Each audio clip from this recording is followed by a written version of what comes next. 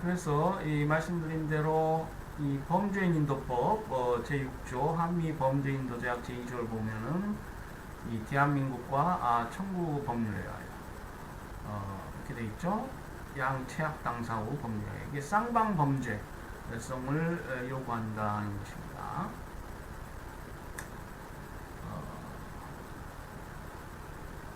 그러니까 우리 이 culpability라고 하는 어떤 가벌성이라고 할까요?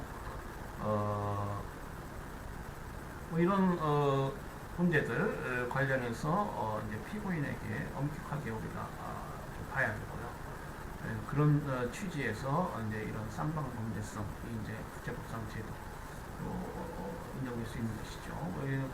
각 나라의 형사적 정석, 뭐 역사나 전통, 뭐 이런 생활 관계에 있어서 역사나 전통 이런 것들이 형사법을 만드는데 중요하죠. 아까 마더 피널 코드 얘기했습니다만 이 상사법 용역과 같이 통일시키기가 쉽지 않습니다. 여러분 가끔 우리 그 조선대학교 학생 그러니까 조선대학교 우리 교내 신문에도 가끔 나오던데 뭐 재밌게 미국 저 깊은 산속 어디 또 도시 관련해서 아주 좀 이해하기 어려운 그런 형사 법규가 있다 해가지고 쭉 리스트를 만들어 가지고 언젠가 우리 법과대학 신문인가 우리 교내 신문인가 뭐 나온 걸 봤는데 그러니까 이 형사적 제도의 배경이 되는 그런 것들이 이제 차이가 많이 있을 수 있어요. 이 속된 말로 이제 장사하는 경제나 상거래 영역은 이제 통일하기가 쉬운데 그렇기 때문에 쌍방범죄성 그리고 어느 정도의 중한 일정 수준 이상의 중한 범죄의 경우에 이제 범죄인 인도가 가능한 것이다 이렇게 보는 것이죠. 그래서 아까 유엔 모범 조약 관련해서도 이제 보면은 쌍방범죄성 both parties 있고요. 지금 1, 2 years 그리고 확정된 범죄의 경우에는 1, 2년 확정된 범죄의 경우는 4개월, 6개월 아직 확정되지 않은 단계의 범죄인 인도 형이 확정돼 이전의 범죄인 인도 청구에 대해서는 1년, 2년 이렇게 되어 있죠. 자, 우리나라 이제 범죄인 인도법 보면은 이제 10조를 보세요. 우리 교재에서 930페이지입니다. 인도가 허용된 범죄의 범죄에 대한 처벌 금지에 관한 보죠. 그러니까 이제 범죄인 인도를 할 때 지금 어떤 범죄 혐의가 있어서 인도를 청구한다. 그리고 이제 피청구국은 그 청구국이 적시한 범죄 혐의를 보고 이제 인도를 해줬는데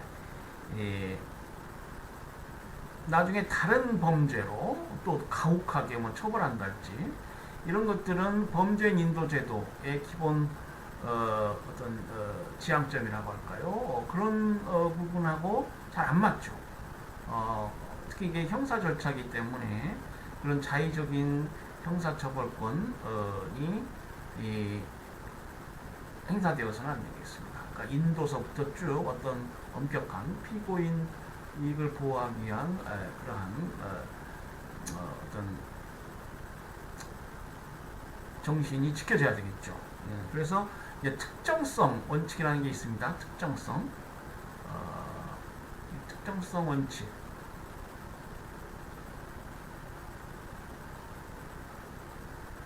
특정성 원칙에 따라서 인도 청구 대상인 범죄 혐의가 특정돼야 한다. 말 그대로 이제 특정돼야 한다. 그런 뜻이고요. 인도 청구 사유가 되었던 범죄에 한해서만 처벌해야 되고 인도국의 추가 동의가 없는 한 인도 사유에 명시되지 않았던 그런 죄목에 대해서는 처벌받지 않는다.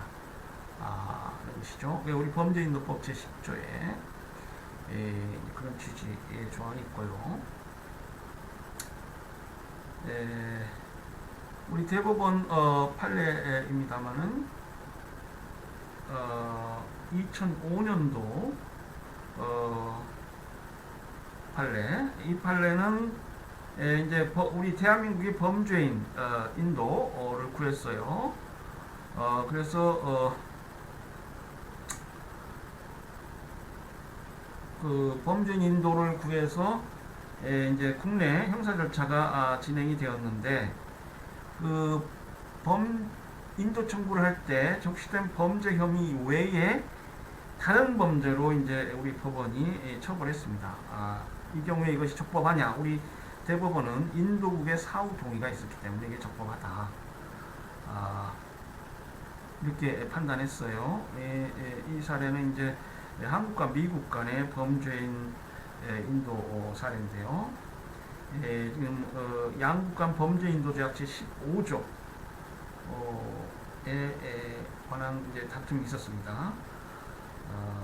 보면은 이 조약에 따라 인도되는 자는 인도가 허용된 범죄 또는 다른 죄명으로 규정되어 있으나 인도의 근거가 된 범죄 사실과 같은 사실에 기초한 범죄로서 인도 범죄이거나 인도가 허용된 범죄 일부를 이루는 범죄, 또 당해 인도 이후에 발생한 범죄 뭐 등등, 그러한 경우에 천국에서 구금되거나 재판받거나 처벌될 수 없다라고 해서 이제 특정성 원칙이 있습니다. 그래서 이제 그러한 원칙을 지켜야 되는데, 다만 이제 이 경우에는 우리 대한민국이 청구국이고 미국이 피청구국이라고 했을 때 미국의 사후 동의가 있었기 때문에 국제법상 위법하다 할 수 없다. 우리 대법원 판례 취지다. 이렇게 볼 수 있겠습니다. 자, 다음으로 이제 일사부재리 관련해서 우리 보면은 인도가 청구된 범죄에 대해서 피청구국에서 재판이 진행 중이거나 피청구국 또는 제3국에서 이미 확정 판결을 받은 경우라면 중복 처벌을 피하기 위해 범죄인 인도가 거부될 수 있다. 라고 해서 범죄인 인도법, 범죄인 인도 조약, 유엔 모델 조약, 이런 취지의 조항들이 있습니다. 이것이 이제 그 범죄인 인도제도 상의 어떤 일사부재리 원칙이라고 할 수 있는데, 지금 우리 국내 범죄인도법 제7조 절대적 거절 사유의 하나로 들어와 있습니다. 대한민국 또는 청구부 법률에 따라 인도범죄에 관한 공소시효 또는 형의시효가 완성된 경우, 공소시효나 형의시효가 완성되면은 더 이상 형사법적으로 처벌할 수 없는 것이죠. 그렇기 때문에 이것도 일사부재리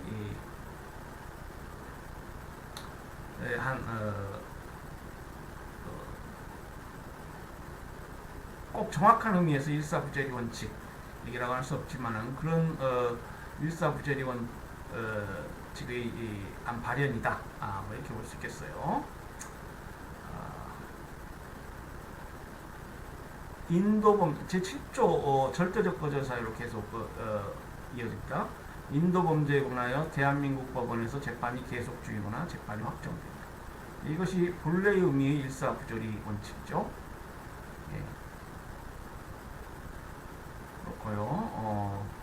그 외에 제9조에 보면 임의적 거절 사유가 있습니다. 이 절대적 거절 사유는 이제 법적으로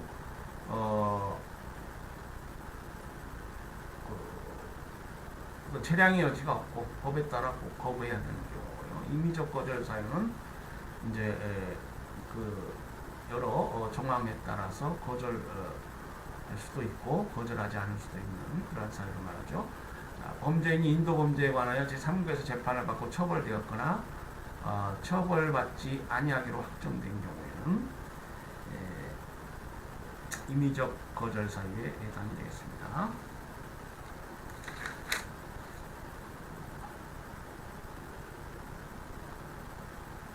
다음으로 이제 범죄인 인도 결정의 법적 성격 관련한 2003년도 헌법재판소 판례가 있습니다. 자, 아까 뭐 얼핏 제가 말씀드린 것 같은데 이 범죄 인도 결정은 우리 국내법상 서울고등법원에 한 단심죄가 이제 규정되어 있고요. 그렇기 때문에 이 범죄 인도라는 것이 형사소추와 어떤 형사처벌 관련해서 매우 중요하고 핵심적인 부분이고 거의 거기에 준하는 그런 엄중한 결정인데 이 단심죄로 하는 게 받아들여질 수 있냐, 타당하냐, 우리 헌법에 합치하느냐라고 해서 지금 이제 헌법 소원 심판이 청구된 그런 사례입니다.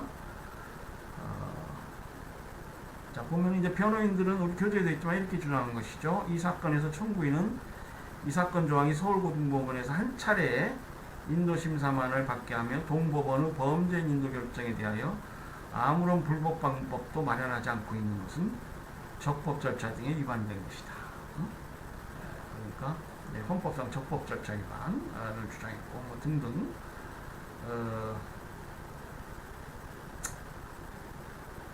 여러 주장을 하였는데 신체의 자유 위반이다, 뭐 적법 절차 위반이다.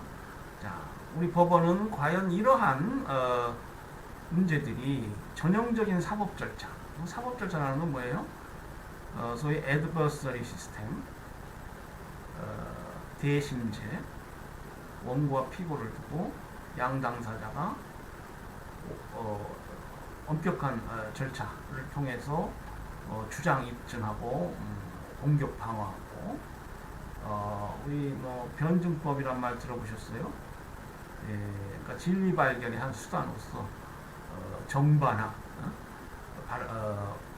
정이 있고 반이 있고 이 주장을 하다 보면 어떤 합의를 진리에 도달할 수 있다. 이게 이제 변증법의 기초인데 이 애드버서리 시스템, 대심제는 우리 엄격한 사법 절차이고 이런 변증법이 이 법정에서 구현된 그런 한 대표적인 예라고 할 수 있는데요. 자, 그렇지만은 이제 어떤 국가가 형사 제도를 고안한다라고 했을 때 특히 절차에 관련해서 모든 경우에 이런 엄중한 절차를 제공한다. 그렇게 되면 가성비가 안 맞아요. 가성비. 우리 어디 싼 값에 좋은 음식을 먹으면 가성비가 좋다고 그러잖아요. 그러니까 이 적법 절차에 어긋나느냐, 그러니까 위헌이냐 합헌이냐를 판단할 때는 그 사안의 중대성하고 제공되어야 할 절차가 이제 관련해서 이제 일종의 코스트 베네핏 어널리시스, 그런 어떤 비용의 효과, 어떤 그러한 접근이 또 필요합니다. 그래서 비례성, 우리 법에서는 이제 비례성이라고 하는 것인데 사안의 중대성과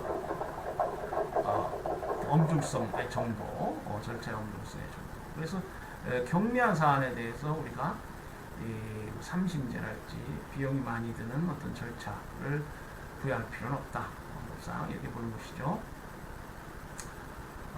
그렇기 때문에 이제 특별법에 의한 특별한 절차 또 간이한 절차가 가능하다 하는 것입니다. 그리고 이제 이 사례에서는 쭉 여러분이 읽어보시면 알겠지만은 이 신급제도는 헌법상 입법 재량의 범위 내에 있다. 그러니까 헌법에 위반하지 않는 한 국회가 자신의 재정 법률로서 단심제를 할 수도 있고요. 엄격한 삼심제를 부여하지 않을 수 있다. 것이죠. 그리고 범죄 인도 심사, 이것을 어떻게 볼 것이냐. 변호인들은 이건 거의 뭐 형사적 절차의 법원과는 그와 동일한 성격의 시열에서 말하는 것이다. 이렇게 본 반면에 이제 법원은 꼭 그것이 형 확정 또 형 선고 확정 그리고 어떤 집행과 동일시될 정도로 주관을 합니다.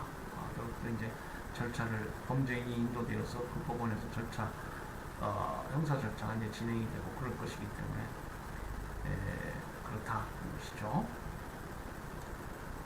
그래서 이런 여러 가지 재반 어떤 쟁점들에 관해서 설치가 되어 있습니다. 한번 읽어보시고요. 결론적으로 헌법상 재판 정권 보장의 대상이 되느냐와 관련해서 이제 이것이 우리 국내 법상 뭐 형사처벌 관련한 수준의 어떤 재판 정권 보장 대상은 아니다. 이렇게 보시죠.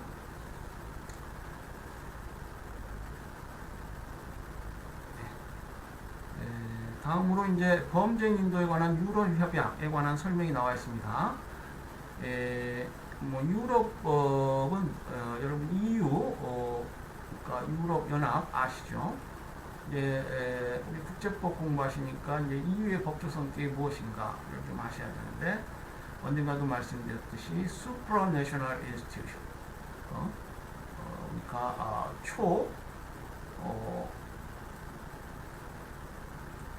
초국가적 기구다 이렇게 불러요. supranational 그러니까 뭐 연방국가 뭐 단일 국가라고는 할 수 없고요. 또 연방국가 수준의 어떤 공고한 단일체 정치적 공동체라고는 할 수 없지만 상당한 수준의 정치적 공동체를 지칭할 때 이제 supranational institution 초국가 기구다 이렇게 불러요. 그렇기 때문에 이제 지금 대부분의 EU 회원국에 의해서 단일화폐가 이용되고 있죠. 유로라는 단일화가 있고요. 유럽 사법재판소, 유럽 중앙은행, 그리고 이제 유로피언 커미션이라고 하는 유럽 집행위원회, 또 유로피언 카운슬, 유럽 이사회 뭐 등등 supranational institution 초국가 기구에 걸맞는 여러 가지 어떤 통치기구들이 있습니다. 뭐 국내 경우처럼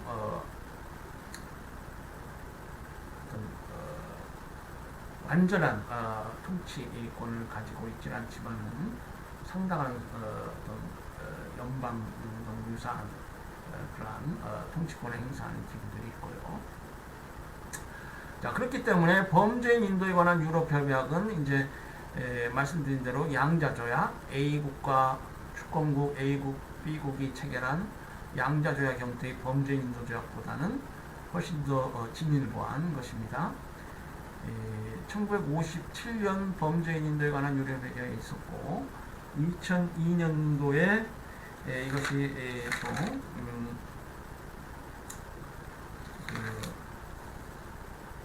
보다 간이한 방법, 유럽연합 결정으로 보다 간이한 방법으로 회원국 상호 간 범죄인 인도를 실시할 수 있도록 결정했습니다. 자, 보면은 타 회원국 법원 또는 검찰이 발표한 체포영장의 효력을 다른 회원국은 당연히 인정이 됩니다.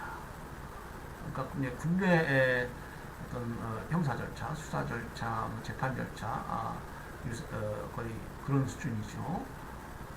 그리고 이제 통상의 범죄인 인도자의 경우에는 자국민 인도를 하지 않을 그러한 그러니까 국가는 자국민을 보호할 의무가 있죠. 그래서 자국민 인도 관련한 조항이 있습니다. 자국민 인도를 거부할 수 있는 그런 조항이 있습니다.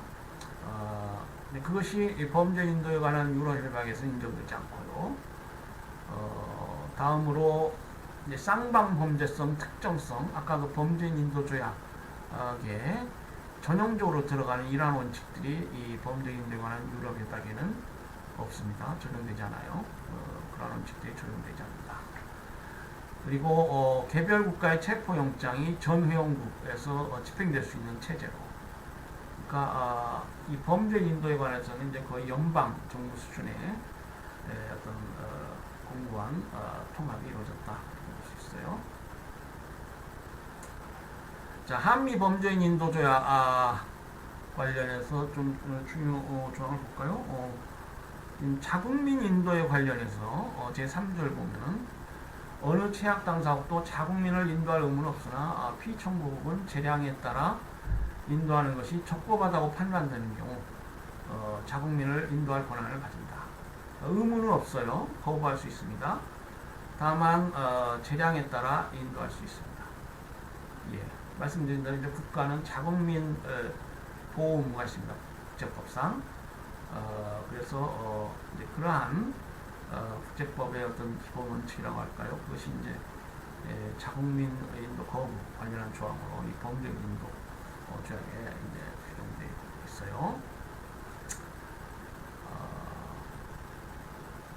그렇지만 이제 2항에 보면은 단지 국적만을 이유로 인도 청구된 자의 인도를 거절한 때에는 피청구국은 청구국 요청에 따라 자국의 기소당국에 사건을 해봐야 한다.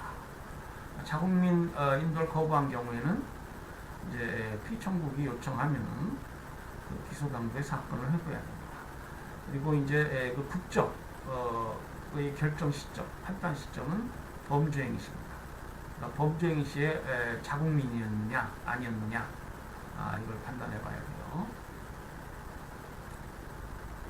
다음으로 제8조 범죄인 인도법 제8조를 보면은 이제 정치적 성격을 지닌 범죄들 인도 거절 관련한 조항이 있습니다. 그래서 인도 범죄가 정치적 성격을 지닌 범죄이거나 그와 관련된 범죄인 경우에는 범죄인을 인도해서는 안 된다. 다만 인도 범죄가 다음 각호의 어느 하나에 해당하는 경우에는 그러하지 아니하다라고 해서 교재에 보면은 뭐 국가 원수, 정부 수반 또는 그 가족의 생명 신체를 침해하거나 위하는 범죄, 여러 사람의 생명 신체를 침해하거나 침해 위협하거나 이에 대한 위협을 발생시키는 범죄, 세 가지 예외가 있습니다. 한번 보시고요.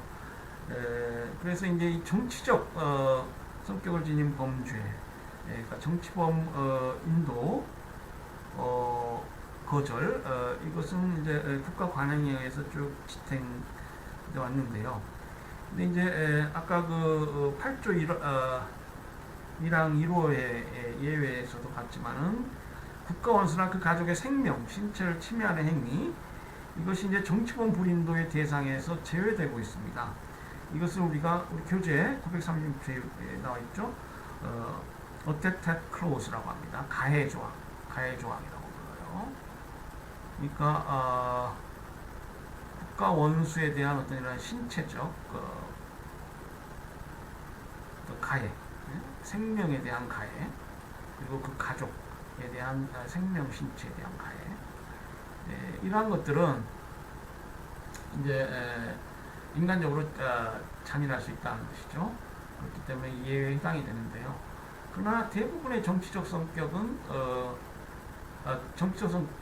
대부분은 아니겠지만 이 정치적 성격의 범죄 중에 가장 전형적인 것 중에 하나가일 수도 있어요. 이런 범죄가 그래서 이것이 과연 법 체계적으로 일관성이 있느냐 그런 예외를 부여하는 것이 그런 비판도 있습니다. 그러나 어쨌거나 우리 지금 범죄인 인도법 제8조에는 예외로 되어 있습니다. 자, 이 정치범 불인도 관련한 사례, 국내 사례가 몇 개 있습니다. 지금 서울고등법원 2006년도 사례를 보면은 우에누창이라는 베트남 출신의 미국 거주자, 미 캘리포니아주에 거주하고 있었는데 미 망명 정부의 수장입니다. 그러니까 일종의 이제 반 정부 투쟁을 하던 그런 리더십 지휘자죠. 그런데 이제 이 범죄인 인도 관련해서 이 사람이 이제 우리나라 에 이제 입국하고 그래서 베트남 정부로부터 범죄인 인도가 이제 청구된 그런 사례입니다. 그러니까 미국에 거주하면서 이제 다닐 수도 있고요. 우리나라 입국하자 이제 베트남 정부가 범죄인 인도를 거한 사례인데, 이 베트남 정부의 인도 청구 범죄 혐의를 보면은 1999년서부터 2001년 사이 여러 차례 조직원으로 하여금 베트남에서 폭탄 테러 공격을 사주하고, 그래서 모두 실패하긴 했지만 그런 사주가 있었고 등등 정치적 성격의 범죄라고 할 수 있는 그런 범죄 행위를 많이 했습니다. 자,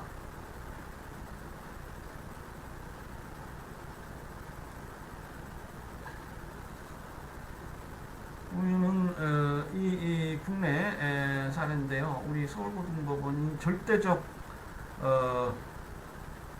정치범죄, 상대적 정치범죄, 우리 국제법학자들이 이제 그렇게 나눈다, 이렇게 이제 설명하고 쭉 판단했습니다.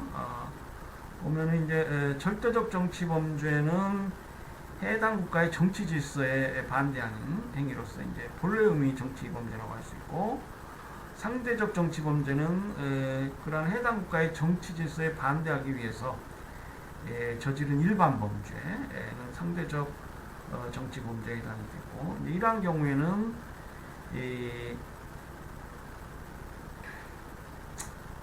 그 정치적 성격의 범죄로서 인도를 거부할 수 있다. 실제로 이 서울고등법원은 그렇게 봤어요. 우리 930페이지에도 있지만, 이 사건 인도 대상 범죄는 폭발물을 이용한 범죄 예비 음모라는 일반 범죄와 청구의 정치 질서에 반대하는 정치 범죄가 결합된 상대적 정치 범죄라고 할 것이고, 그렇다면은 이 사건 인도조약 제3조 제1항 소정의 정치적 성격을 갖는 범죄다. 그러니까 한국과 베트남 간에는 지금 범죄인 인도조약이 체결되어 있거든요. 그렇기 때문에 이제 이런 상대적 정치 범죄도 물론 이제 비례성 원칙에 따라서 정치적 성격이 너무 적고 일반 범죄가 너무 중하다. 보면은 그러한 경우에 이런 주관적 요소와 객관적 요소를 잘 형량해 봐야 됩니다. 그래서 객관적 행위로서 정치적 목적은 있었지만은 그 행위가 너무 일반 범죄 전형적이고 전형적인 일반 범죄고, 그것이 이제 너무 중하다. 그러니까 정치적 목적 부분이 비례성 원칙에 따라 형량할 때 현저하게 적고, 일반 범죄 행위 요소, 객관적 요소 이것이 훨씬 강하면 이런 경우에는 상대적 정치 범죄라 하더라도 정치적 성격의 범죄에 해당이 안 된다, 이렇게 볼 수도 있겠습니다. 요컨대 이 사례는 이제 정치 범죄의 의미와 범위 관련해서 상당히 그 논리적이고 선례로서 중요한 의미가 있는 그런 사례다, 이렇게 볼 수 있겠어요.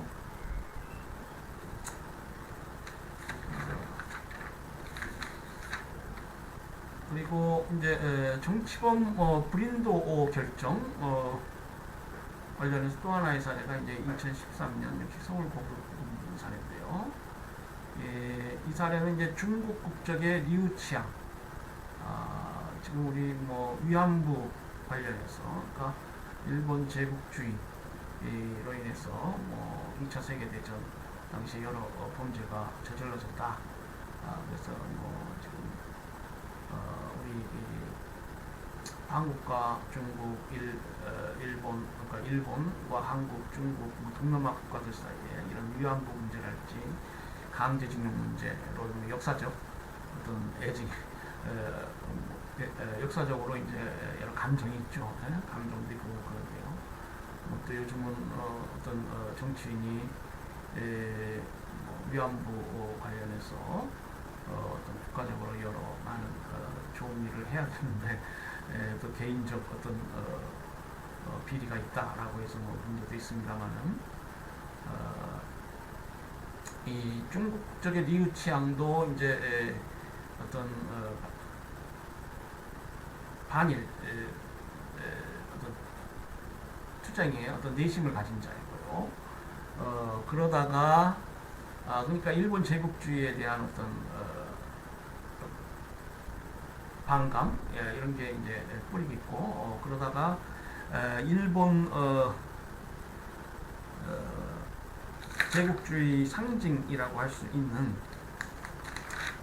뭡니까?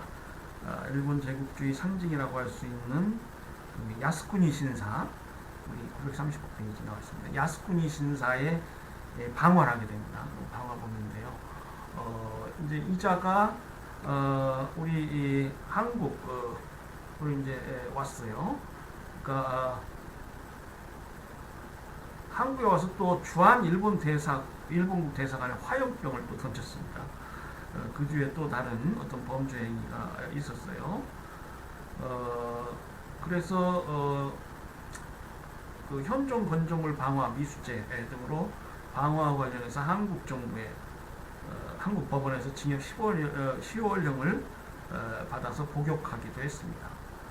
자, 그러다가 이제 일본 정부가 그 전 범죄죠. 2011년 12월 일본 야스쿠니 신사 신문기 중에 방화를 시도한 이 행위를 문제 삼아서 이 리우치항을 일본국에 인도해라 이렇게 요청했어요. 그래서 이제 그 인도 관련한 것인데 역시 뭐 여러 뭐 범행 동기랄지 범행 목적, 범행 대상의 성격 보면은 다 그렇죠. 정치적 동기였고 뭐 일종의 그러한 동기를 국제사회에 뭐 알리자 뭐 이런 정치적 목적이 또 있고요. 보면은 방화라는 것이 어떤 개인의 사익을 추구하는 것이 아니죠. 행위 자체가. 그리고 전반적인 쭉 그 과정들이 정치적 목적과 유기적으로 관련돼 있다. 그래서 종합하여 범행의 법적 사실적 성격상 이것이 정치적 목적, 정치적 성격의 범죄다 이렇게 봤습니다. 그러니까 우리가 이런 범행의 법적 사실적 성격을 판단함에 있어서는 여러 가지 재반 정황 요소들을 고려해야 되고요. 또 한편 그 비례 원칙에 따라서 정치적 목적과 아까 주관적 요소, 객관적 요소 나왔습니다만은 그 범행의 잔악성, 결과의 중대성 이걸 비교 형량해 봐야 됩니다. 그러니까 아무리 정치적 목적이라도 그 범행이 너무 잔혹하고 결과가 중대하고 살인, 강도, 강간 등등 아주 중한 일반 범죄라면은 이 정치적 목적 부분이 줄어들어버리고 이렇게 너무 중하게 되면 정치적 성격의 범죄라고 볼 수 없다. 균형을 우리가 판단해 맞춰봐야 됩니다. 네. 다음으로 이제 1989년 유로피안 코트 오브 휴먼 라이츠 유럽 인권 재판소 판례인데요. 우리나라도 이제 보면은 이제 여러 국제적인 어떤 인물들이 많이 있습니다. 그래서 어떤 법학자님은 왜 우리나라, 중국, 일본을 아우르는 아시아법 체계, 아시아 재판소, 아시아적 재판소가 없느냐, 특히 뭐 인권 관련 그런 문제의식하에 연구하시고 열심히 국제적 활동하시는 분도 계시는데요. 그게 쉽지 않아요. 이 동양 사람들은 잘 못 뭉치는 것 같아요. 이 유럽 쪽은 뭐 전쟁도 많고 갈등도 많았지만은 또 전쟁이 끝나게 되면 이렇게 뭐 EU 얘기도 했습니다만 하나의 공동체로 물론 그 내부적인 갈등이 없지 않습니다. 그렇긴 합니다만 어쨌거나 이렇게 대외적으로 이런 여러 제도들이 뭐 있습니다. 아까 그 EU도 이런 유럽 인권 재판소도 그 유럽 지역의 통합을 대변하는 물론 유로피언 코트 오브 저스티스 ECJ하고는 다릅니다. 그러니까 유로피언 코트 오브 휴먼 라이츠는 EU 기관이 아니에요. ECJ라고 하는 유럽 사법재판소, 이것이 이제 EU의 재판 기관이고요. 그리고 이제 관장 범위 이런 게 좀 다릅니다. 그러니까 유로피언 코트 오브 휴먼 라이츠는 다른 독립한 조약에 따라서 만들어진 재판소죠. 차이는 있습니다만, 자, 이 1989년도 사례에서는 소링이라는 독일인 인물이었어요. 이 자가 미국 버지니아 대학에 유학을 하다가 여자친구 부모를 살해하고 영국으로 도주했어요. 영국에서 체포되었어요. 버지니아 법원은 그를 살인 혐의로 기소했고, 이제 도망갔으니까 미국 연방정부를 통해서 범죄인을 요청했습니다. 이제 이 사례에서는 범죄인 인도 조약이랄지 모델 피널 코드, 특히 이제 모델 피널 코드 관련해서 어떤 잔인한 그리고 그러니까 사형 같은 건 잔인하죠. 근데 이제 지금 사형 폐지 국가도 있고요, 사형 유지 국가도 있어요. 영국은 사형 폐지 국가입니다. 근데 미국은 아직 사형 유지 국가예요. 말씀드린 대로 사형 제도를 유지하느냐 안 하느냐, 이것은 이제 1차적으로 주정부 마들 피널 코드 얘기했습니다만은 그 형사법 영역은 이제 주정부 영역입니다. 그런데요, 다만 이제 그것이 미 연방헌법 제8조에 보면은 연방헌법, 그러니까 연방수정헌법을 말합니다. 연방수정헌법 어멘드먼트라고 하는 연방수정헌법 제8조에 보면 unusual and cruel punishment, 그러니까 이례적이고 잔혹한 형벌은 금지된다.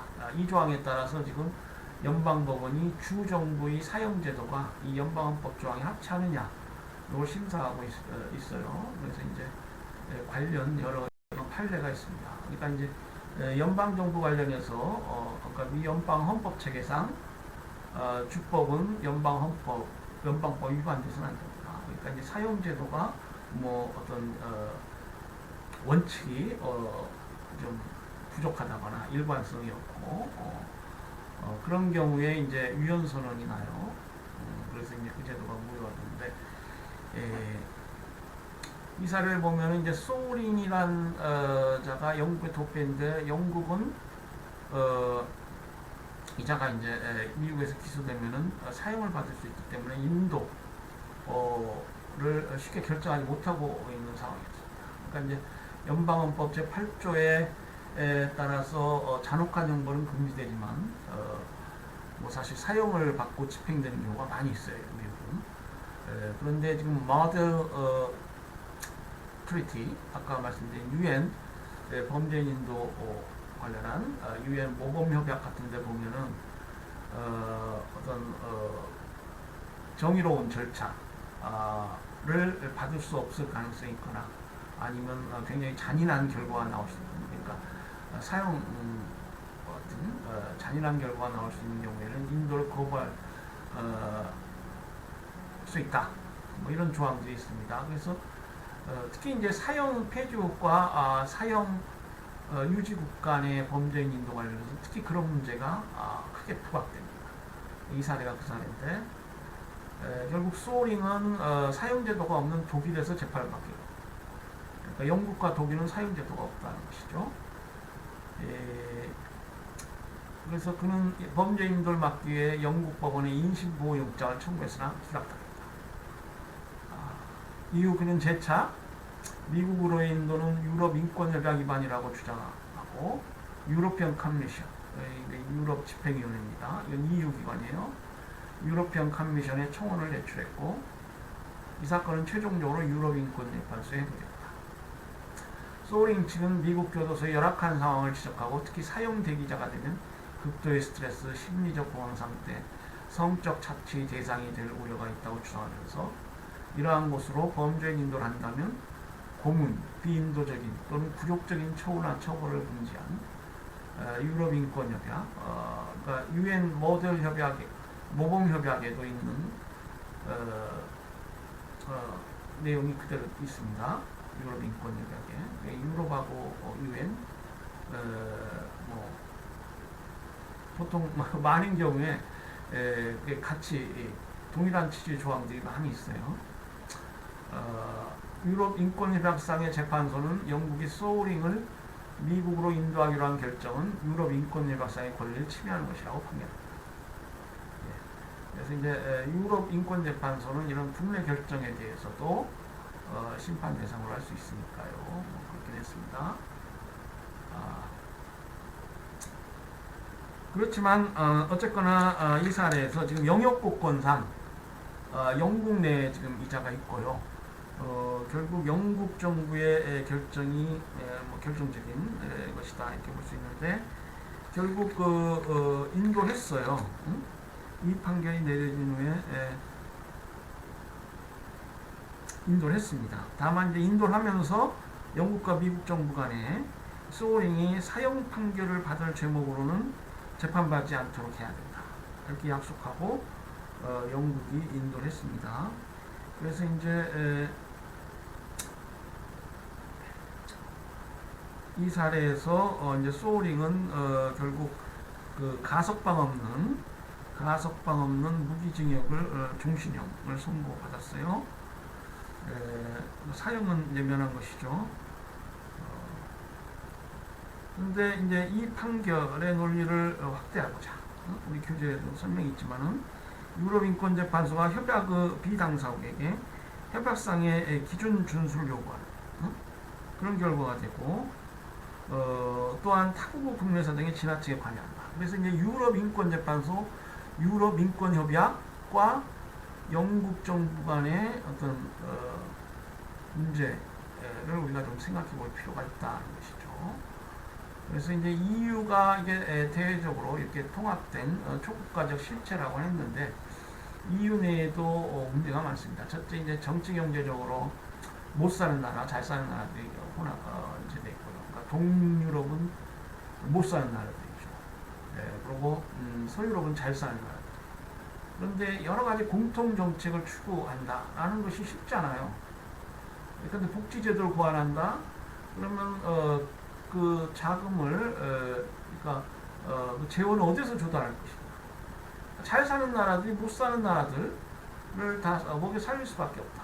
그렇기 때문에 이 EU가 내부적으로 어떤 동질적인 집단이 아님으로 인해서 그 통합이 더뎌지고요. 여러 가지 자금이 나올 수가 있습니다. 또 유럽 국가들이 나라들마다 사실 이게 대외적으로는 굉장히 친할 것 같아도 뭐 민족이랄지 언어, 종교 이런 것 굉장히 다양해요.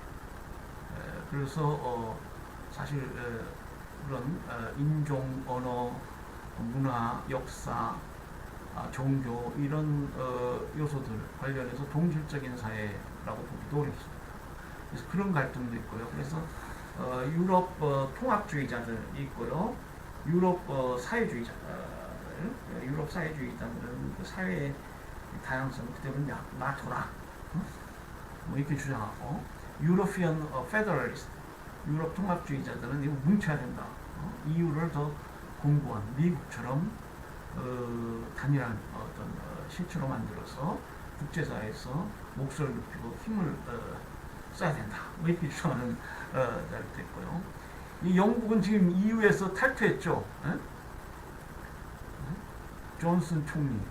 그 이전에 이미 뭐 국내 정치적으로 탈퇴 기록이 많았습니다만 거기에 반대하는 세력도 만만치 않지만 결국 탈퇴하기로 하고 이걸 어떻게 법이 무지하게 복잡해. 뭐 EU법, 뭐 조약들도 뭐 굉장히 많고요. 그렇기 때문에 이 탈퇴에 관련한 이 국제법적 처리 이런 것들이 너무너무 골치 아프게 돼버렸어요. 예, 보면은 가끔 이 영국은 유럽 차원의 어떤 결정 이런 것에 대해서 좀 항의하고 뭐 반감을 가진다고 할까요? 그런 경우가 많이 있습니다. 그래서 이 그러니까 정치적, 뭐 사회적, 문화적 그로만 차이가 있는 게 아니고 영국 정부와의 갈등은 뭐 법적, 제도적으로까지 이렇게 발전합니다. 그래서 어떤 경우에는 유럽 통치 기관의 명령을 거부하기도 하고 잘 안 듣기도 하고 무리니지한다고 그러죠. 잘 이행을 더디게 한다거나. 그래서 그런 어떤 뭐 실증적 그러니까 역사적 어떤 여러 사례들이 있고요. 뭐 결국 이제 탈퇴했습니다만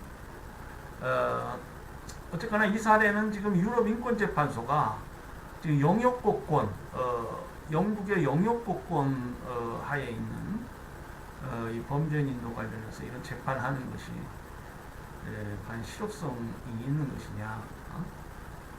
그리고 또 영국은 이 유럽 사법재판소, 인권재판소의 결정에 대해서 전적으로 이걸 무시한다. 이것이 좀 국제사회에 있어서 특히 이제 영국은 유럽 대륙 국가들과 이 당시만 해도 그 EU의 회원국이고요. 법적 제도적으로 통합되어 있습니다. 그런 사례입니다. 여러 가지 우리 시사 느낄 점이 있는데요. 한번 좀 교재를 통해서 더 보강하시도록 하고요. 다음으로 우리 교재에도 있지만 한미 이중 국적자 동글뱅이한 실명은 좀 바뀌기가 동글뱅이로 표시되어 있습니다. 우리 교재는 1급 강도 살인 범죄를 저지르고 이 자는 이제 한미 이중 국적자입니다. 한미 이중 국적자. 그런데 미국에서 이제 1급 강도 살인 범죄를 저질렀어요. 그런 혐의를 받고 있습니다. 그러니까 이제 영역주의적 관점에서 미국 정부가 이 자를 처벌하려고 하는 그런 의지가 강하겠죠. 그래서 이제 범죄인 인도를 요청했는데 이제 이러한 경우에 결국 아까 그 소울인과 마찬가지로 이렇게 고문, 비인도적 또는 굴욕적인 처우나 처벌. 그러니까 뭐 사형제도도 여기에 준할 수 있겠습니다. 사형과 같은 어떤 극형 선고 가능성이 있다거나. 그래서 그런 경우에 우리 이 한국 정부가 미국 정부의 범죄인 인도 요청에 대해서 이걸 받아들여야 될 것이냐. 우리 이 법원은 지금 이 자가 미국에서 기소되어 있고 모든 증거와 증인이 미국에 있고 미국에서의 재판 도중 도망해 왔다는 점에서 인도가 타당하다 이렇게 판단했어요. 그래서 결국 미국으로 송환되었습니다. 2008년 9월 미국으로 송환되고요. 이 남모현 범죄인은 결국 2010년 소울인과 똑같이 가석방 없는 종신형을 선고받았습니다. 이와 유사한 사례들이 많습니다. HRC 이거는 이제 UN 인권 이사회, UN 인권 이사회를 Human Rights Committee 앞에 UN을 붙이기도 해요. UNHRC, UN Human Rights Committee, 그냥 HRC라고 합니다. 1991년도, 2003년도 이와 유사한 사례들이 있습니다. 캐나다는 사형 폐지국이에요. 그런데 캐나다 정부와 이런 사례들에 있어서 사형 불집행 보장 없이 미국으로 이 범죄는 이러한 경우에 HRC UN 인권이사회는 UN 인권 규약 제6조 생명권 보호 조항에 위반되는 행위다 이렇게 봤습니다. 자, 우리 교재에도 있지만 다른 조약을 근거로 해서 범죄인 인도가 이루어질 수 있습니다. 대표적으로 항공기 불법 납치 억제를 위한 협약 제8조가 거기에 해당이 되겠습니다. 범죄는 체역들 간의 현조라는 인도 조약은 인도 범죄에 포함되는 것으로 간주됩니다. 항공기 불법 납치 범죄는 지금 현존하는 범죄 인도 조약상 인도 범죄에 무조건 해당이 된다. 그렇죠? 제약국들은 범죄를 그들 사이에 체결된 모든 인도 조약에 포함할 의무를 짓다. 이 범죄 인도 조약이 지금 현재 없으면은 앞으로 뭐 인도 조약을 체결하든 여기서 제약국들이라는 것은 물론 항공기 불법 납치 억제를 위한 협약 당사가 가입국 제약국이라고 하고요. 그런 나라들을 의미합니다. 이러한 나라들은 지금 범죄 인도 조약이 체결되어 있으면은 이 항공기 불법 납치 관련 범죄는 당연히 인도 범죄에 포함이 되는 것으로 있고, 그런 인도 조약이 없으면 앞으로 그런 인도 조약을 체결하고 항공기 불법 납치 억제를 당연히 포함해야 한다. 항공기 불법 납치를 그 인도 대상 범죄로 당연히 포함해야 한다 하는 것이죠. 이제 인도에 관하여 조약의 존재를 조건으로 하는 제약국. 그리고 인도에 관하여 조약의 존재를 조건으로 하지 않는 제약국. 나누어서 이렇게 규정하고 있습니다. 그래서 인도에 관하여 조약의 존재를 조건으로 한 제약국은 상호 인도 조약을 체결하지 않은 타 제약국으로부터 인도 요청을 받은 경우에는 그 선택에 따라 본 협약을 범죄에 관한 인도를 위한 법적인 근거로서 간주할 수 있다. 이렇게 되어 있어요. 그리고 인도에 관하여 조약의 존재를 조건으로 하지 않는 그러한 제약국들은 피요청국의 법률에 규정된 제조건에 따를 것을 조건으로 범죄를 동국가들 간의 인도 범죄로 인정해야 한다. 그래서 이제 이러한 경우에는 피요청국의 법률에 규정된 제조건에 따라 그리고 이러한 경우에는 조약의 존재를 조건으로 하는 경우에는 본 협약, 물론 이제 이러한 경우에 범죄 인도 조약이 있으면은 뭐 당연히 1조가 적용이 되겠죠. 조약의 존재를 조건으로 하고 범죄 인도 조약이 체결되지 않은 타 제약국으로부터 인도 요청을 받으면은 이 본 협약에 따라서 인도를 할 수 있다. 그러니까 인도를 함부로 하면 안 돼요. 함부로 하는 것도 문제야. 인도를 안 하는 것도 문제지만, 그러니까 지금 범죄 인도 조약도 없고, 그리고 인도를 하려면은 조약이 존재해야 된다. 그러한 경우에, 그러니까 문제된 피청국이 그러한 상황에 있는 경우에는 법적 근거가 있이 인도를 해야죠. 그러니까 이 항공기 불법 납치 억제를 위한 협약이 그 법적 근거가 될 수 있다는 그런 취지입니다. 근데 이러한 경우에는 피요청국 법률에 규정된 그러니까 국내법에 따라서도 인도할 수 있다. 국내법이 법적 근거가 될 수 있다. 이것이죠. 2012년도 국제사법재판소 판례인데요. 벨지엄 vs 세네갈, 벨기에와 세네갈 간의 분쟁 사건입니다. 이 벨기에와 세네갈은 모두 고문 방지 협약 가입입니다. 우리 이제 국제인권법 시간을 우리가 가질 수 있을지 다음 주 정도 되면 이제 제가 종강할 것 같은데. 그러니까 강의 녹화 관련해서 여러분은 이제 한 2주 뒤 정도에 종강이 되겠습니다만 국제인권법의 한 대표적 협약이 고문 방지 협약입니다. 벨기에와 세네갈은 이 협약 가입국이고요. 아프리카 지도를 보시면 이 차드라는 나라가 있어요. 에이버라는 나라는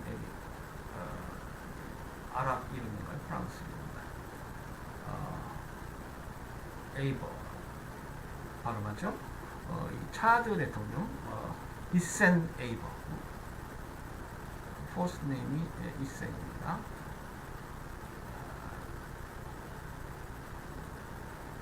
이센 에이버 차드 대통령이 말 그대로 이제 독재자예요. 고문, 전쟁 범죄, 인도에 관한 수많은 범죄를 벌였어요. 그리고 세네갈로 망명했어요. 벨기에는 국민 방지 협약 가입국이고요. 이 유럽 국가와 아프리카 국가는 이제 과거 이제 식민지 시대도 있고 뭐 유대가 많습니다. 그러니까 벨기에에 들어와서 살고 있는 뭐 차드 뭐 시민인가요? 뭐 이 독재자가 지금 세네갈로 망명했으니까 이거 어떻게 좀 처벌할 수 없는가 요청하기도 하고요. 뭐 그래서 그런 과정을 거쳐서 벨기에가 세네갈에 대해서 지속적으로 범죄인 인도를 요청했습니다. 근데 세네갈은 이것을 지속적으로 또 거부했어요. 그래서 벨기에는 국제사법재판소에 세네갈은 범죄인 인도 의무가 있다 이렇게 선언해달라 국제 청구를 했습니다. 국제사법재판소는 인도할 의무가 있다 이렇게 봤어요. 구문방지협약의 당사국은 가해자나 피해자의 국적이나 사건 발생 장소에 관계없이 혐의자를 조사해 기소 또는 인도할 의무를 지며 이는 협약의 모든 당사국들에 대한 일종의 대세적 의무다 이렇게 해석했고 따라서 협약의 모든 당사국은 혐의자의 소재국에게 이러한 의무의 이행을 청구할 수 있으므로 만약 세네갈이 에이버를 벨기에로 인도하지 않는다면 지체 없이 기소에 필요한 조치를 취한다. 자, 이 대세적 의무란 말이 나왔어요. 얼가 옴니스. 그러니까 이 벨기에는 사실 이 에이버의 독재 행위하고는 별 연관성이 희박합니다. 구문방지협약 당사국 이라는 것 정도죠. 그렇기 때문에 구문 방지협약 당사국에 불과한 연관성으로는 이게 이제 결국 그 어떤 보편주의적 관할권에서도 얘기했습니다만 또 대세적 의무, 뭐 강행규범 이러한 문제들을 생각해 봐야 됩니다.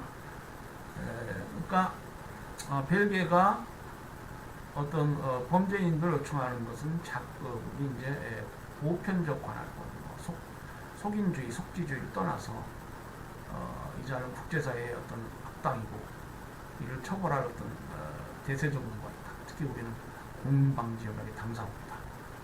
뭐 이런 논리를 내세워야 되겠죠. 국제사법재판소도 역시 그것을 받아들였습니다. 그러한 주장을 받아들였고 그렇기 때문에 인도해야 된다.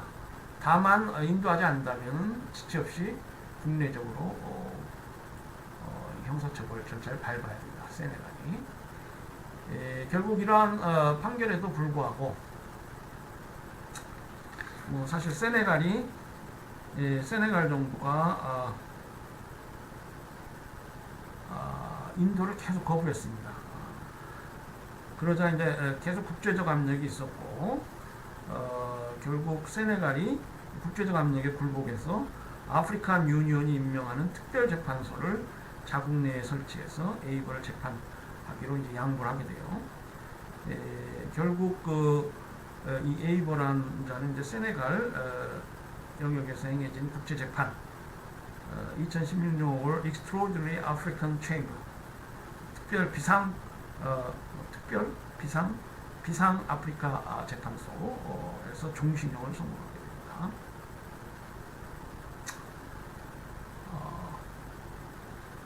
자, 다음으로 이제 범죄 인도 관련해서 부정규 인도라는 개념이 있습니다. 부정규 인도라는 건 뭐냐면 그러니까 범죄 인도 제도에 따른 정규적 그런 인도는 이제 정규적이라는 것이죠. 그러한 정규적 성격의 인도가 아니고 소재국 정부와 교섭에서 대상자의 체류 허가를 더 이상 연장해주지 않는달지 대상자를 국외로 추방하도록 해서 결과적으로 당사자가 뭐 본국으로 돌아오게 할지 뭐 등등 우회적인 방법으로 범죄인 인도에 효과를 거두는 경우에 그걸 우리가 부정규 인도라고 할 수 있겠습니다. 자, 2002년 대우증권 직원의 주가 조작 사건 관련해서 부정규 인도로 인한 인도가 이루어진 예가 있습니다. 이자는 주가 조작 관련한 범죄 행위를 하고 영국 런던으로 도피했어요. 우리나라 정부는 이제 인터폴 협조를 구하고 이자가 이제 태국 방콕, 뭐 스위스 쥐리히 이런 데를 거치고요. 이제 종주로 영국 런던으로 향하던 중이었는데 결국 그 런던 한국 대사관 협조 요청이 있었고 그 요청을 받은 영국 경찰이 공항 입국 심사대에서 문제의 직원을 신문하고 입국을 허가하지 않았습니다. 주가 조작 혐의를 받는 사람을 신문하고 입국을 허가하지 않았고 결국 입국 불허자는 이제 다시 돌아갈 수밖에 없어요. 오던 그 장소로. 그러니까 이제 쥐리히 스위스행 비행기를 타야 되고 결국 이제 다시 그 태국 방콕으로 돌아오게 됐는데 태국과 한국은 범죄인도 조약이 체결되어 있는 상태니까 결국 범죄인도 조약이 적용되어서 한국으로 신병이 인도되었습니다. 그래서 부정규 인도와 범죄인도 조약이 결합되어서 범죄인 신병이 확보된 그런 사례라고 할 수 있겠습니다. 그리고 1987년 3월 사례인데 한국인 최모 씨가 이제 공금횡령을 하고 외국으로 도피한 사례입니다. 이 경우는 지금 일본으로 도피한 사례인가요? 근데 일본 국가의 외교 교섭을 통해서 사실상 인도를 성사시켰습니다. 일본 국정부와 한국 정부는 이 당시 이제 범죄 인도 조약이 체결되어 있는 상태가 아니었어요. 그래서 사실상 인도, 부정규 인도가 이루어졌다.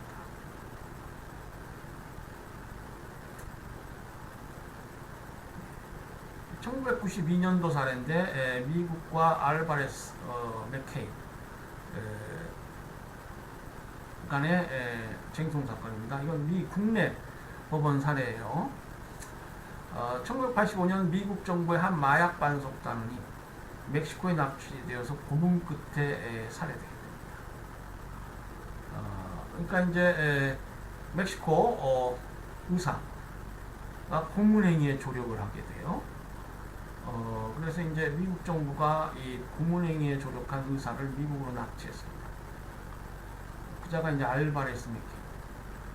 1, 2심 재판부에서는 의사 알바레스 맥케인을 납치한 것은 미국과 멕시코 간 범죄인 인도조약 위반이다. 이렇게 판단했어요. 범죄인 인도조약이 있으니까 그에 따라서 국제법상 정당한 절차를 통해서 인도를 받아야 되는데 이렇게 납치를 했다 이거죠. 그런데 대법원은 국제적 납치를 금하는 명문 조항이 없다. 그러니까 범죄인 인도 조약을 보면은 국제적 납치, 그러니까 범죄인 인도 조약 그 취지에 반하긴 해도 명확하게 조항에서 국제적 납치를 금한다. 이런 조항이 없다는 것이죠. 그렇다면은 납치를 할지 이런 문제는 국제법상 이제 다른 문제가 되고 그것이 다른 차원에서 위법할 수는 있어도 지금 현재 알바레스 맥케인이 어쨌거나 미국 국내에 현존하고 있고 형사 절차를 받는 것이 미국의 영역 주권 관점에서 위법한 것이 아니다. 물론 이 대법원 판결에 대해서는 루이스 행켄이라는 국제법학자의 비판이 있습니다. 이 루이스 행켄은 매우 유명한 국제법학자고 이 알바레스 맥케인 사건에 관해서 너무 신랄한다 비판했어요. 이와 유사한 사례들이 많이 있습니다. 그 남아공 법원이랄지 영국 법원은 아까 그 알바레스 맥케인 사건 유사한 사실관계에서 그 재판을 거부했습니다. 불법 납치로 인해서 자국 국내법원이 재판할 수 없다. 것이죠. 1991년도 남아프리카 국내 판례입니다. 이 사건 피고인은 남아프리카 공화국 국민으로 흑인 민권운동 조직에서 활동하는 자이고 1980년 인접 스와질랜드로 도피한다.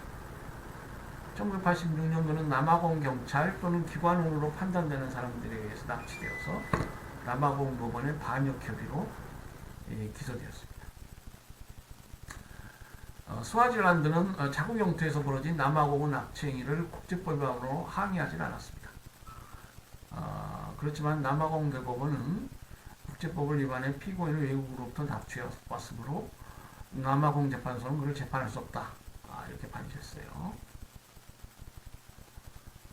또 1994년도 하우스 오브 로우즈 영국 그 대법원 하우스 오브 로우즈는 이제 그 상원의 법사위원회고 지금 영국 최고법원이 최근에 새로 만들어졌지만 오랜 기간 영국 대법원 역할을 하고 있습니다. 영국은 양원제죠. 이 하우스 오브 로우즈는 영국의 최고 재판소 오랜 기간 기능해왔고 영국 그 상원의 법제사법위원회로 의회에서 또 많은 역할을 하고 있습니다. 이 사례도 이제 아까 남아공 사건과 마찬가지로 적법 절차를 무시한 범죄인 신병 확보에 관련한 사례입니다. 뉴질랜드인인데요. 베네트라는 사람이 있어요. 영국에서 사기 범죄의 용의자이고 남아공에서 발견됐습니다. 영국 경찰은 일단 그의 범죄인 인도를 청구하지 않기로 했다. 영국 그 영역에서 사기 범죄가 발생했으니까 속지주의, 우리 국가 관할권 관련해서 살펴봤죠. 속지주의, 속인주의, 요즘은 수동적 속인주의 됐고요. 아까 그 보편적 관할권 얘기도 했습니다만, 속지주의적 관점에서 이제 영국의 관할권 행사할 수 있는데, 범죄인 인도를 청구하지 않기로 했다. 그러나 남아공 당국은 베네트를 체포한 후 대만을 경유하여 뉴질랜드로 추방하기로 결정했다. 그런데 대만에서 그는 남아공 경찰에 의해 다시 체포된 채 남아공으로 송환되었다. 이어 그는 영국형 비행기에 강제로 탑승되었다. 영국 법원에서의 재판 시 베네트는 자신이 범죄인인 노법상 절차가 무시된 불법 납치 방법으로 법정에 서게 되었다고 주장했다. 그래서 이제 영국 그 경찰은 범죄인들을 청구하지 않기로 했는데 이게 남아공이 피해국인가요? 어쨌거나 남아공 당국이 처음에 추방하기로 했다가 또 다시 송환하고 사실 우리가 좀 이렇게 되어 있습니다. 남아공이 좀 이해관계가 있는 나라인 것 같아요. 그래서 영국 그래서 이제 재판을 받게 이렇게 되었습니다. 영국 대법원은 당국이 범죄인도라는 적법 절차를 무시하고 피고인의 신병을 강제로 확보한 경우라면 법원은 그에 대한 재판을 거부한다. 이렇게 선언했습니다. 아까 그 미국의 알바레스 맥케인 이 사건하고 결론이 다르죠.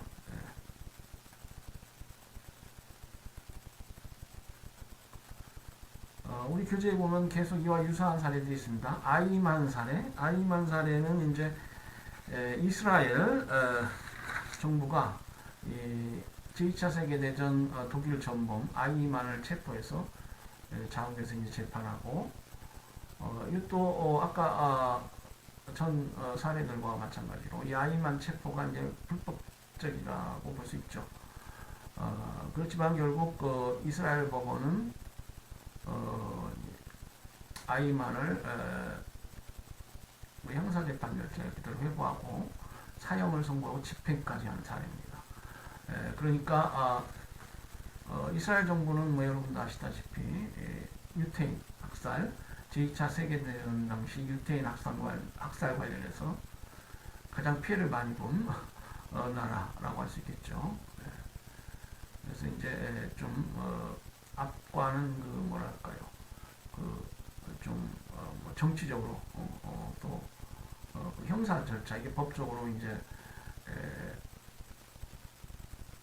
그 어떤 일관성이 없게 된 것이 그러한 어떤 정치적 어떤 뭐랄까요, 사실적 그러니까 그걸 우리가 이제 보통 뭐 우리가 네오 리얼리즘이라고 하는 그런 사고 방식이죠. 그러니까 역사적 사실 이런 것들이 우리 인간 행위에 많은 영향을 끼치게 됩니다. 신현실주의라고 하는 것인데 현실주의는 뭐 우리 국제법 관련해서 리얼리스트, 현실주의자, 뭐 패시피스트, 이상주의자, 평화주의자 얘기했습니다만은 주로 정치적 영역을 정치적 성격을 강조하는 건 국제사회에 있어서 그런 부류의 사람들을 우리가 이제 현실주의자라고 하고요. 우리 국제법을 존중하고 어떤 이상 쪽 강조하는 것이 패시피스트, 평화주의자, 이상주의자라고 할 수 있는데 이 네오리얼리즘이라고 하면은 어떤 정치적 현실주의, 현실주의라고 해서 우리 인류 사회가 겪어온 역사적 사실 이런 것들을 무시할 수 없다. 그것이 매우 중요한 인간 행위 기준이다. 기준이 되어야 한다. 또 정부 정책을 추진하고 뭐 정부 정책을 위반하고 추진하는 어떤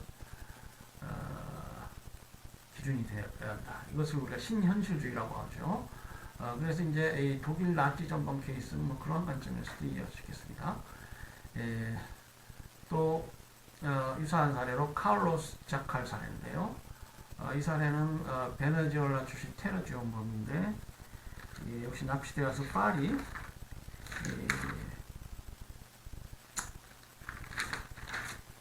파리에서 이제 재판을 받게 됩니다.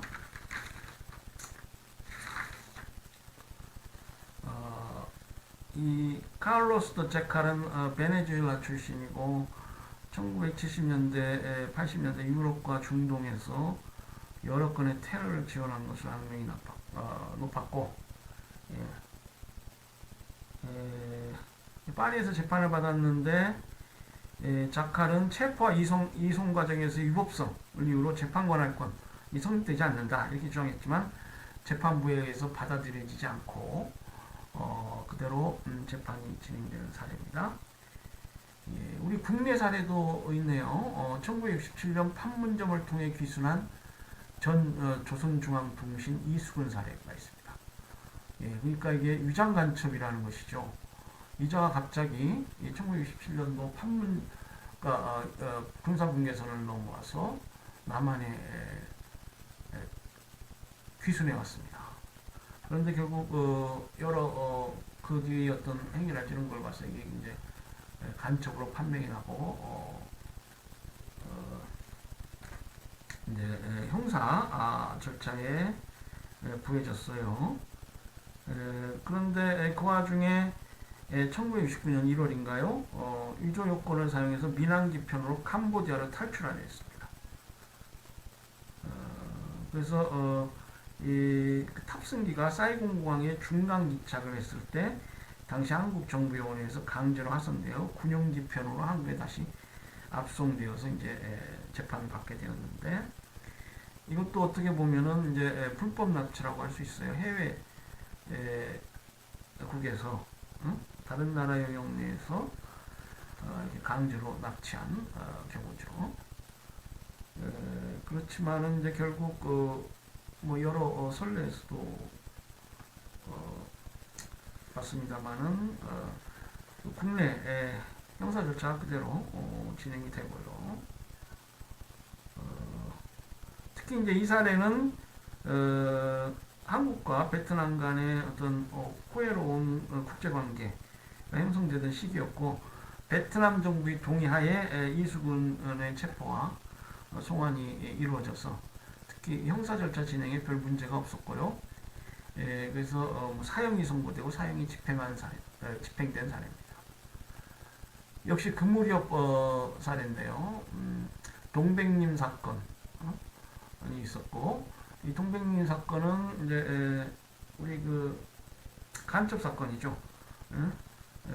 독일, 프랑스 등지 한국 유학생과 교민들이 동베를린 주재 북한 대사관과 접촉해서 금품을 수수하고 북한을 방문하여 간첩 교육을 받고, 그래서 이제 이들 중 상당수가 국내로 송환되어서 재판을 받게 됩니다. 이 사례는 뭐 강제 납치라고 하기는 좀 뭐하고요, 사실관계상. 그렇지만은 독일 정부로부터 강력한 항의가 있었습니다. 그래서 이제 재판 절차가 진행이 되다가 독일과의 외교 관계를 고려해서 대부분이 실제 선고형보다 조기에 석방되고, 독일로 다시 그 재판을 받고 석방된 자들이 독일로 다시 돌아가고, 그런 사례입니다. 예. 자, 범죄인 인도 제도와 관련된 부분을 우리가 살펴봤습니다. 네, 주로 이 판례하고 어떤 중요한 규정에 따라 설명을 드렸으니까요. 우리 교재를 한번 다시 읽어보시고 좀 체계를 잘 잡으시기 바랍니다. 예, 범죄인 인도제도에 관련해서 여기까지 말씀드리고, 나머지 시간은 이제 국제형사법 관련해서 설명드리도록 하겠습니다. 예, 여러분 수고하셨습니다. 네, 후반부 수업에서 뵙겠습니다. 안녕히 계세요.